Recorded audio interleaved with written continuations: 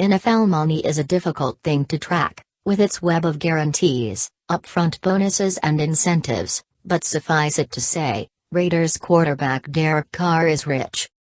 One could go as far to say that he is now the richest player in the NFL.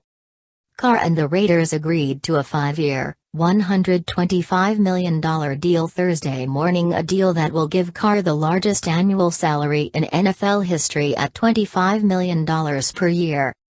Derek Carr. Carr is an excellent quarterback, we don't use the word elite around these parts.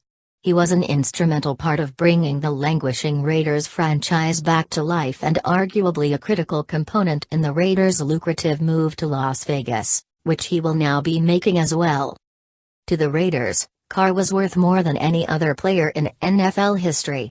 Carr, of course, had no problem accepting such a generous offer. Other parties, though, they might take umbrage with the fact that Carr, a player who has never won a playoff game, remember, he was injured for the Raiders' first-round loss to the Texans last year, is now the NFL's highest-paid player. But those concerns should be short-lived. And there are at least two parties who should be thrilled by Carr's massive deal, Lions quarterback Matthew Stafford and Packers quarterback Aaron Rodgers. NFC Divisional Green Bay Packers at Dallas Cowboys. Carr has reset the market for quarterbacks, and Stafford and Rodgers are poised to reset it again in the near future. Carr might be the highest-paid player in NFL history, but he is unlikely to hold that distinction for long. We're about to enter the era of a $30 million quarterback. Stafford has been waiting on Carr, and now that the Raiders quarterback has signed his new deal, expect the Lions quarterback to become the NFL's best-paid player before the start of the 2017 season. Chicago Bears v. Detroit Lions. Stafford is set to be a free agent after next year, and the Lions have no interest in letting him go. The only question left to be answered is how much more money Stafford will receive than Carr.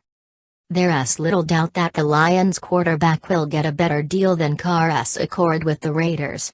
The NFL pays players for what they have done, and Stafford, 29, has averaged more than 4,500 yards and 28 touchdowns per season on 62% passing since 2011. His 2016 campaign, like Carr's, put him in the MVP discussion. He has firmly established himself as the Lions franchise player, and he is in his prime. No matter what you think of him, he is going to get more than $25 million a year on his next deal. Stafford's reign as the NFL's richest man might not last long, though, because Rodgers is looking for a new deal now, too. $8,808,390 Aaron Rodgers NFL Green Bay Packers Chicago Bears.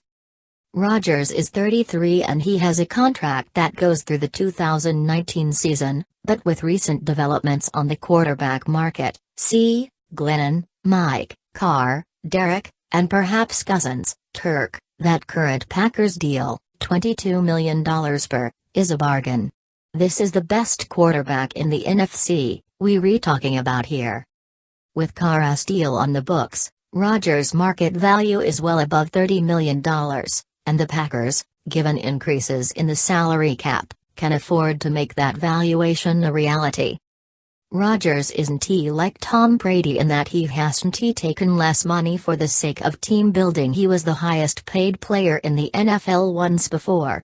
A new deal is hardly imminent, but he will likely be the highest paid player in the NFL once again.